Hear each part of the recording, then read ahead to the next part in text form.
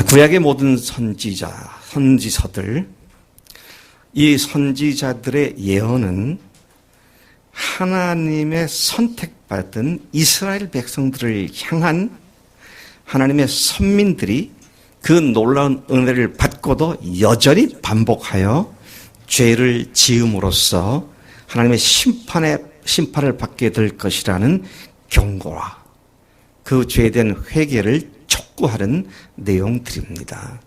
다시 말씀드리면 모든 선지서들의 주 대상자가 유대인, 이스라엘이었다는 것이죠.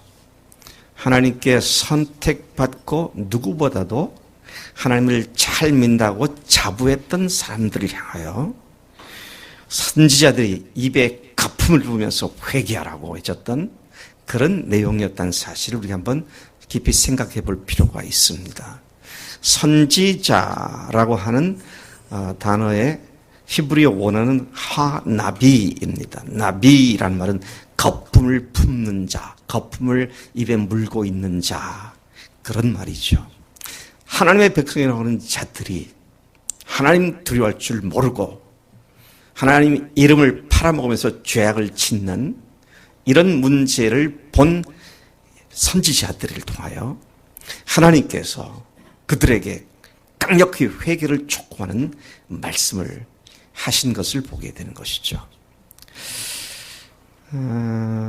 하나님을 믿지 않는 이방인들에 대한 그런 이야기라기보다는 하나님의 백성인 북왕조 이스라엘과 역시 하나님의 백성인 남왕조 유다 백성들에게 향한 하나님의 회개 촉구가 구약 성경의 예언서의 주된 대상자들에 대한 경고였다. 신약 성경도 마찬가지입니다.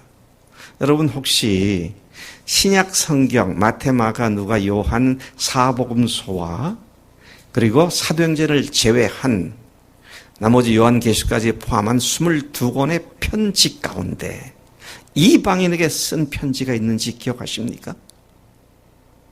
아니에요. 모두 다 예수 믿는 교회를 향하여 쓴 글입니다.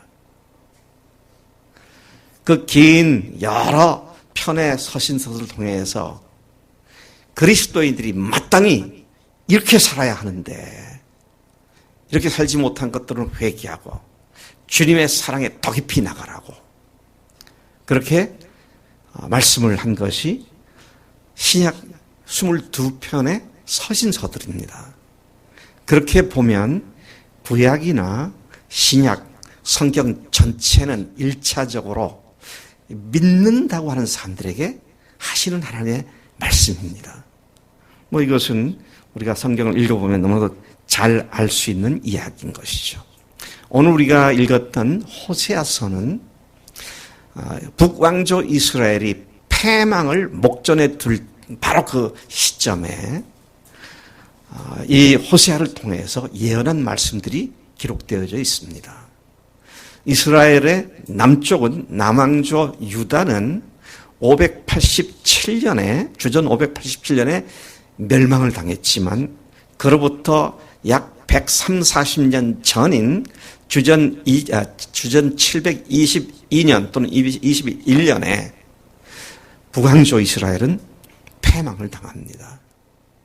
남왕조 이스라엘의 마지막 예언자가 예레미야였다면 그보다 140여 년 앞선 북왕조 이스라엘의 패망의 마지막 예언자가 바로 호세아입니다. 그러니까 패망을 목전에 두고 하나님께 돌아와야 한다고 외치는 절박한 예언의 말씀이 오늘 우리가 읽었던 호세아서 6장의 말씀이다라는 것입니다. 호세아라는 이름은 예수, 여호수아와 같은 의미입니다. 우리를 구원하시는 하나님이시다. 하나님 우리를 구원하신 분이시다. 그러니까 호세아서의 주 내용은 말도 안 되는 어마어마한 멸망을 당할 수밖에 없는 죄악을 품고 있는 이스라엘 백성들에 대해서도 하나님께 끝까지 그들을 사랑하신다는 사실을 알려주시고 회개를 촉구하는 그런 내용이었다라는 것을 보게 됩니다. 여러분 호세아 선지서는 참 비운의 선지자다. 그렇게 말할 수 있어요. 왜? 하나님께서 당시에 음탕하기로 소문난 고멜이란 여자와 결혼해라. 우리 형제들 중에 유명한 창녀와 결혼해라 그러면 순종할 사람이 있을까요? 근데 하나님께서 그에게 그렇게 명령하셨고 선지자 호세아는 그 말씀에 순종했습니다. 그런데 그렇게 결혼을 했는데 그 후에 또 이 여자가 음부에게로 가서 살고 음탕한 짓을 계속 합니다. 하나님께서 다시 호세아에게 그 음부에게 돈 주고 다시 사와라. 그렇게 하기를 여러 차례를 하죠. 자, 이걸 통해서 하나님께서는 하나님을 사랑하지 않고 이방신, 바알신을 음란하게 섬기는 이스라엘 백성들이지만 그들을 끝까지 구원하시고자 하는 하나님의 사랑을 나타내고 있는 말씀이다 하는 것이죠. 여러분, 이 호세아서는 하나님의 사랑에 대한 표현을 하고 있는 말씀인 것입니다.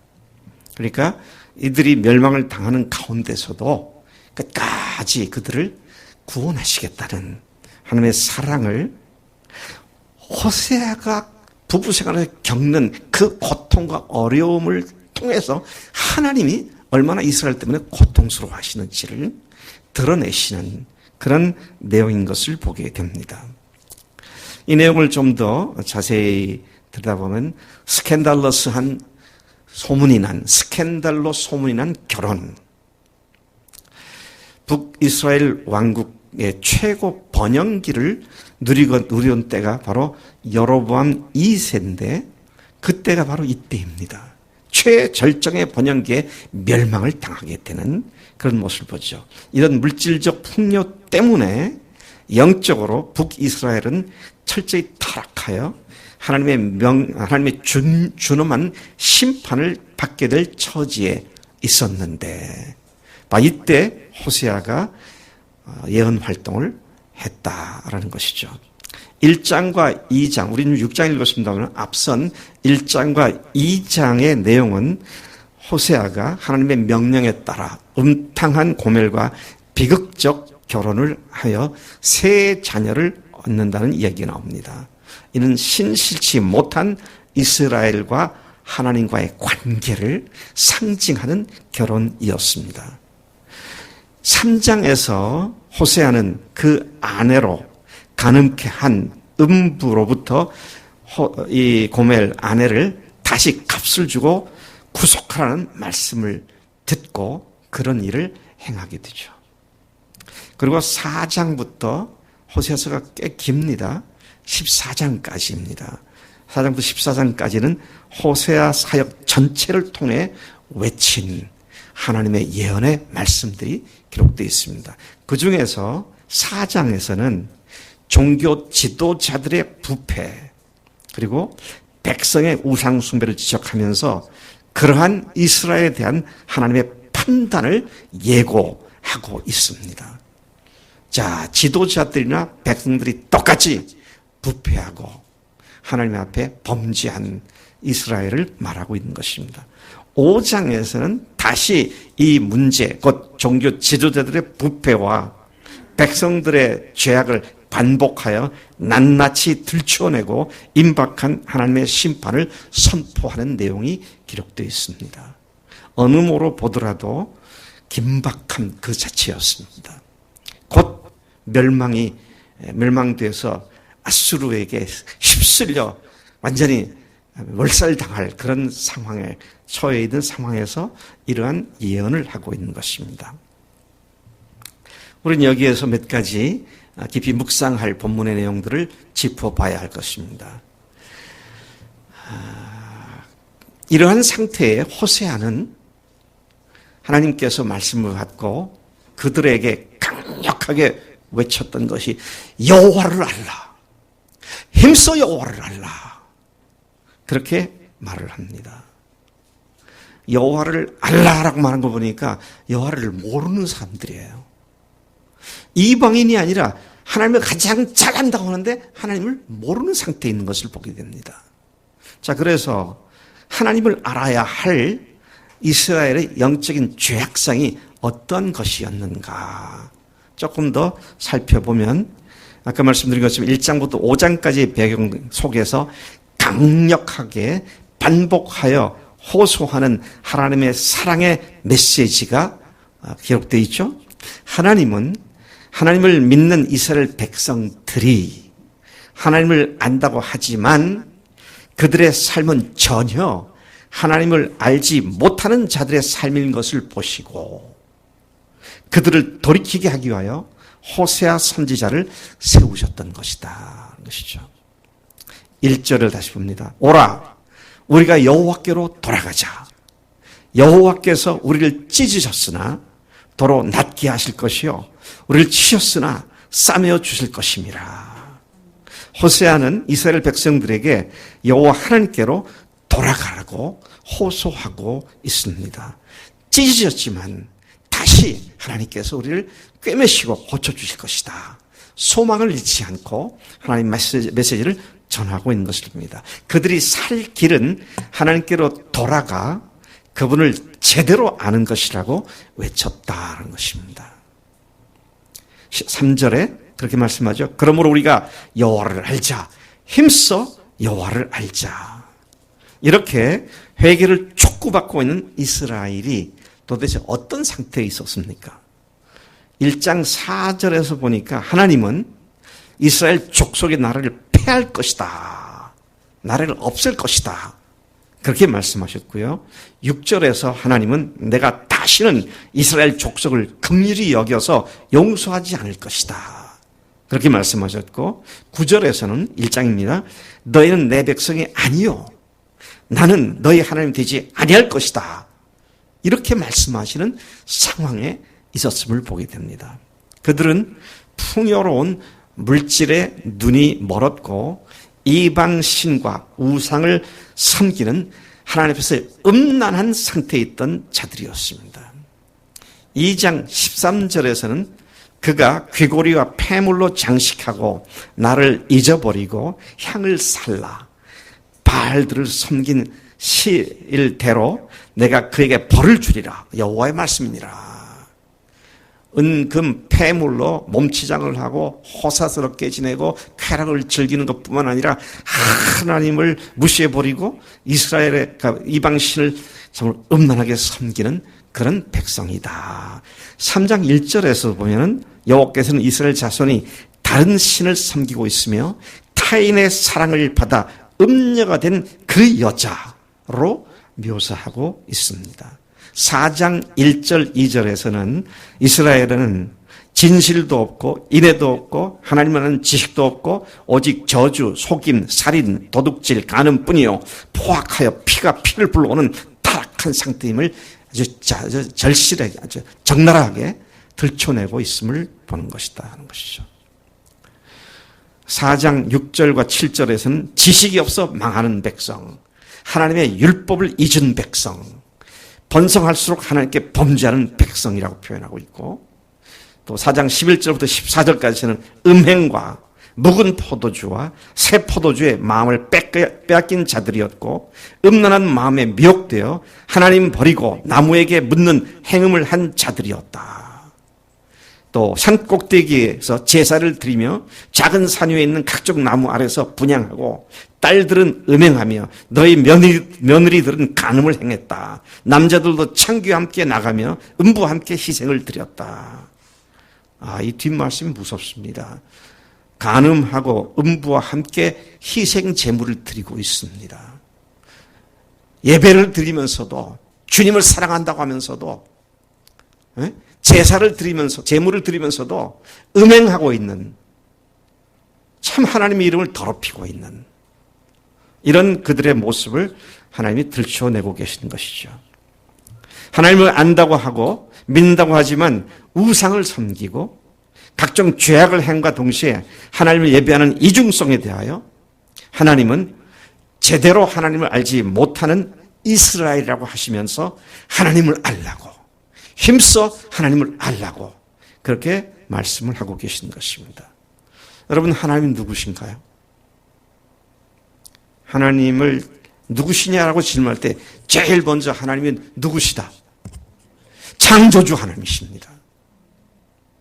우리가 조금 전에 창세기가 79장을 불렀죠. 하나님의 창조의 영광을 찬양합니다. 하나님은 우리에 있어서는 제일 먼저 생각할 것이 창조주 하나님이세요.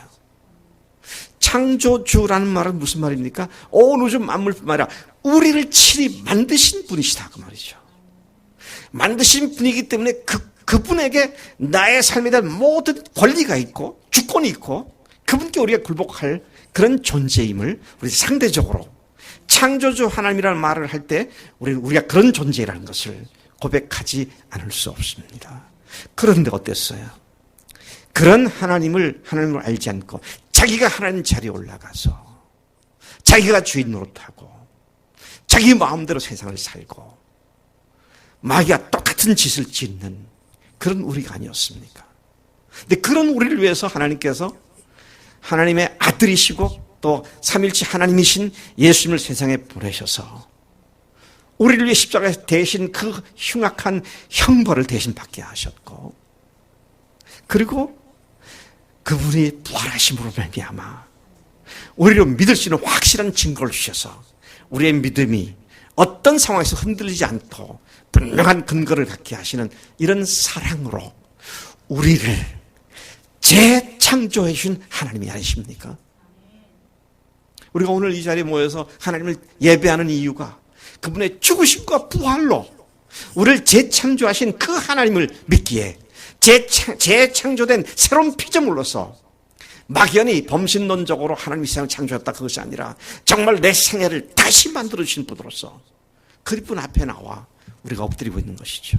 우리의 매일의 생활이 새로운 피조물로서, 새로운 피조물들은 어떻게 사는 겁니까? 더 이상 자기를 위해 살지 않고 자기를 위해 죽지도 않고 살아도 주를 위해 살고 죽어도 주를 위해 죽고 사나 죽으나 주님의 것으로서 완전히 그분 앞에 굴복하고 복종하고 순종하는 그런 삶이 마땅한 피조물, 새롭게 창조된 우리들의 삶이 되어야 할 줄로 믿습니다. 그런데 어떻습니까? 우리가 얼마나 자주 주님께서 말씀하는 그 무시해버리고 내 육신의 정욕과 내 생각과 내 안목으로 하나님을 완전히 깔아뭉개고 죄를 짓고 있지 않습니까? 회개해야 하지 않겠습니까? 계속 이렇게 살겠습니까? 아니에요. 오늘 이 말씀대로 오라고 한다면은 왜 우리가 그렇게 재피조됐는데도 새로운 피조물이 됐는데도 여전히 죄를 짓습니까? 오늘 이 말씀에 따르면 하나님을 제대로 모르기 때문에요. 하나님을 제대로 모르기 때문에 하나님이 어떤 분이신지를 안다면 우리가 죄 짓는 일을 계속할 수 없는 것은 분명한 것이다 하는 것이죠. 그분은 온 우주 만물을 창조하신 만물의 주인이시며 우리를 그리스도 안에서 새로운 피조물로 다시 만들어주신 창조주 하나님이신가 동시에 온 우주와 우리의 모든 삶의 디테일한 것까지 통치하시는 주관자이십니다. 그분을 제대로 알면 우리는 그분 앞에 엎드리며 그분 앞에서 두려워 떨며 죄악을 범하지 않을 수밖에 없습니다. 그 창조주 하나님이 임마누엘 하나님이 되셔서 우리에게 임재하셨습니다. 그의 나타나심은 새벽빛 같이 어김이 없나니 비와 같이 땅을 적신 늦은 비와 같이 우리에게 임하시리라. 이 말씀대로 주님께서는 오늘 우리에게 임하셔서 임마누엘 하나님으로서 우리와 함께 하신 하나님으로서 우리의 삶을 이끌어 가신 줄로 믿습니다. 그런데 그리스도인들이 죄를 짓습니다. 때로는 반복해서 짓습니다. 때로는 습관적으로 짓습니다. 또는 전혀 죄인 줄도 모르고 무의식 중에 죄를 짓습니다. 여러분, 우리가 알아야 할 것은 하나님이 누구시냐는 거예요. 하나님 하면은 창조주 하나님. 근데 하나님이 어떤 분이시냐 그러면 공의 하나님과 사랑의 하나님이십니다.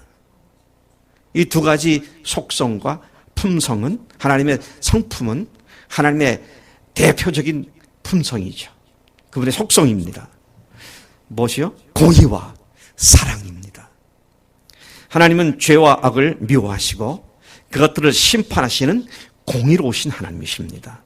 하나님 앞에는 어떤 죄와 악도 허용되지 않습니다. 이 정도는 괜찮겠지. 이 정도가 없습니다. 모든 죄는 다 죄고 악입니다. 하나님은 분명하게 선을 그으셨습니다. 하나님은 누구에게도 속지 않으시는 전지하신 하나님이십니다. 우리는 아무도 모르게 죄를 품고 있을 수 있지만 하나님 그 심중을 꿰뚫어 보시는 공의로우시고 전지하신 하나님이신 것입니다. 그렇기 때문에 하나님은 구약으로부터 신약에 이르기까지 당신이 거룩하신 하나님이라고 말씀하십니다. 이스라엘을 애굽에서 탈출시킨 하나님께서는 그 이스라엘에게 당부하셨습니다. 출애굽 사건이 거의 끝나간 즈음에 당부하셨어요. 뭐라고 하셨습니까? 나는 너희 하나님이 되려고 너희를 애굽 땅에서 인도해낸 여호와라. 그 다음에 뭐라고 했습니까? 내가 거룩하니 너희도 거룩할지어다. 예레미야 레위기 11장 45절에서 그렇게 말씀하셨죠. 이 말씀을 베드로전서 1장 15절에서 16까지를 다시 인용하면서 그리스도인들이 하나님의 거룩한 성품을 닮아 거룩한 삶을 살아야 한다고 그렇게 이야기하고 있습니다. 공의는 모든 피조물을 대하시는, 모든 피조물을 공평하게 대하시는 하나님의 성품으로서 그분의 거룩함에 근거하여 모든 피조물들을 공평하게 다루시는 하나님이시다.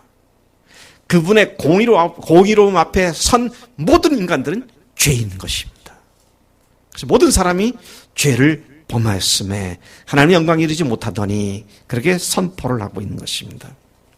뿐만 아니라 죄를 죄로 정죄할 뿐만 아니라 그 죄를 반드시 징벌하시는 하나님의 공의로운 성품을 말하고 있는 것입니다. 자신이 지은 죄에 대하여 우리는 스스로 공의롭게 판단하고 회개해야 합니다. 사람들은 자기가 한 짓에서는 매우 관대합니다. 합리화를 시킵니다. 그래서 하나님 앞에 죄를 자백하라고 할 때 고백이라는 단어가 헬라어 원어로는 호모로게오, the same, the same, 같은 로게오, 말하다. 같은 말을 하다. 회개가 뭡니까? 공의로우신 하나님께서 지금 내가 품고 있는 생각이나 내가 하고 있는 짓에 대하여 뭐라고 말씀하시는지와 똑같은 말을 내가 하나님께 드리는 겁니다. 거기에 no excuse, 다른 변명이 있을 수가 없어요. 하나님의 공의로우심은 그런 것이다 하는 것이죠. 자신의 죄에 대하여 죄를 안다면 하나님의 이 공의로우심 앞에 설 수 있는 사람은 아무도 없습니다. 그래서 우리는 죄로 죽을 수밖에 없는 존재들이죠. 그러나 하나님의 또 다른 성품이 바로 그분의 사랑이십니다. 오늘 호세아서가 그 사랑을 이야기하고 있죠. 이스라엘 백성 택해 주셨는데도 음란하게 행한 그들을 향하여 그래도 용서하시겠다고 돌아와 돌이키고 하나님을 알게 되면 힘쓰게 되면 내가 너희들 다시 세우겠다고 그렇게 사랑의 말씀을 선포하고 있는 것이죠. 그분의 사랑은 그분의 공의를 뛰어넘는 하나님의 놀라운 성품입니다. 그분의 사랑은 공의의 심판을 덮어버리는 놀라운 하나님의 성품이다라는 것이죠. 죄인인 우리를 사랑하신 바로 그 성품이 바로 하나님의 사랑의 성품이다라는 것이죠. 그분이 죄인인 우리를 사랑하셨습니다. 우리를 위해 오직 하나뿐인 독생하신 아들 예수님을 세상에 보내신 바로 그 사랑의 성품입니다. 아들을 십자가에 죽게 하신 그 하나님의 사랑이 바로 그 하나님의 사랑의 성품이죠. 그리고 모든 사람들로 하여금 분명하게 십자가에서 죽으신 분이 하나님이셨음을 알고 믿을 수 있도록 증거로 부활을 주신 그 사랑이 하나님의 사랑의 성품인 것입니다.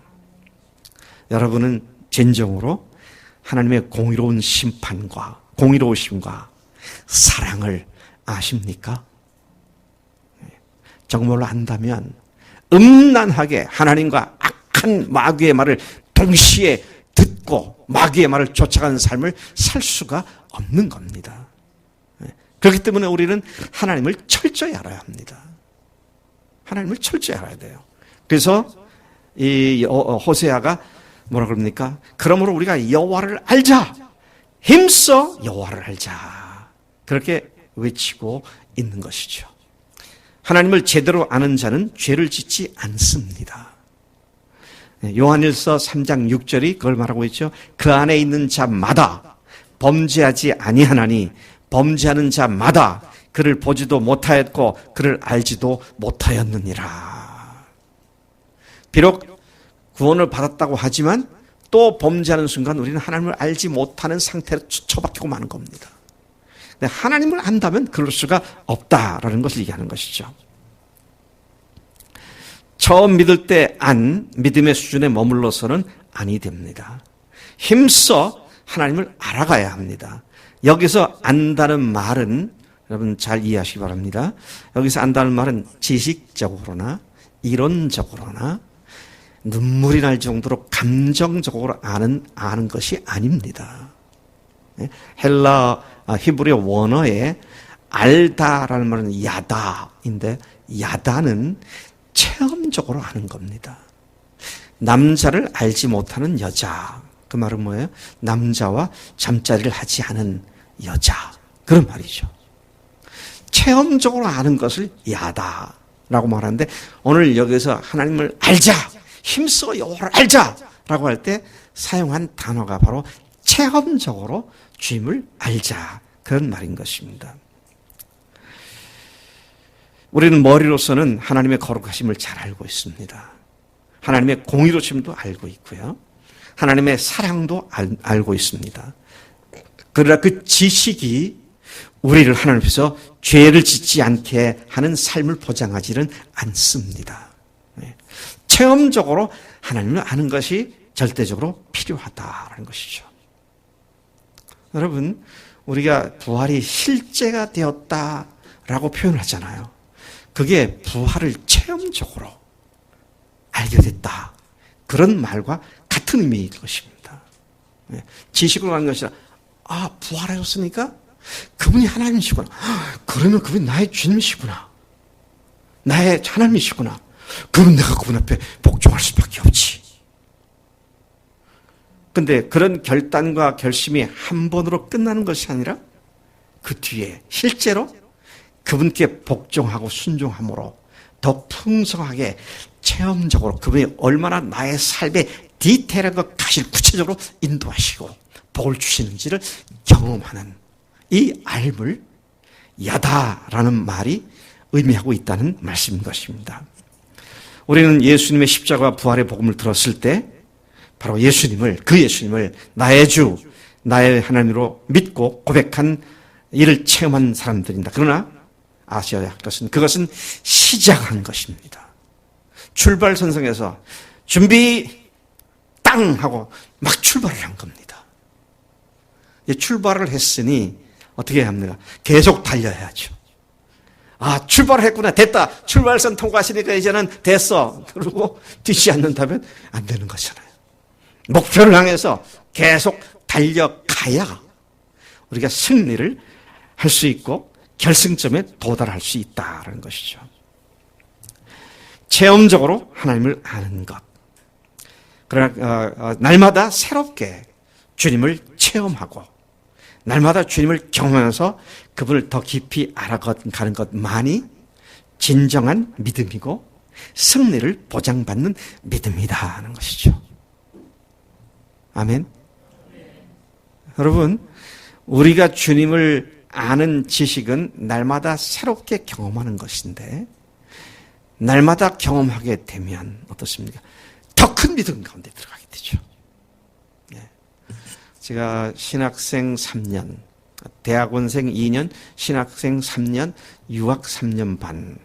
그러니까 몇 년인가요? 8년 가까이 학생으로 지내면서 주님만 의지하고 살아간 결과 유학하고 돌아와서 제 입에서 나오는 고백이 주님, 제가 죽을 때까지 주님이 주신 사명을 돈 계산을 해보고 그거는 돈이 너무 많아서 나는 못하겠다. 그런 말은 영원히 내 입에서 입 밖에 내지 않겠습니다. 그간의 경험들이 나를 확고한 믿음 가운데 서게 하는 것이죠. 그래서 믿음에서 믿음으로 이른다. 그런 말씀을 하고 있기도 하는 것이죠. 우리를 위해 죽으시고 부활하셔서 지금 살아 계시기에 우리는 그 예수님께서 우리의 삶을 주관하시고 통치해달라고 우리의 전 존재를 그분께 온전히 맡긴 자들인 줄로 믿습니다. 그렇기 때문에 이제는 실제로 순종하고 행동하는 믿음으로 나갈 때에 역설같이 보이는 하나님의 진리가 실제로 진리로서 내 속에서 작용하고 있는 것을 확인하고 경험하게 되는 줄로 믿습니다.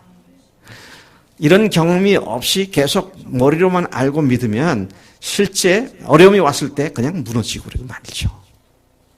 그래서 오늘 이 호세아가 하나님의 말씀을 받아서 여호와를 알자, 힘써 여호와를 알자, 그렇게 말씀을 하고 있는 것입니다. 그러므로 우리가 여호와를 알자, 힘써 여호와를 알자, 하나님을 알라고, 하나님을 아는 일을 힘써 하라고 하십니다. 바로 여기에 그리스도인의 삶의 승부수가 있습니다. 그리스도인이 죄를 짓지 않고 승리하는 삶을 사는 비결이 여기에 있다는 말이죠.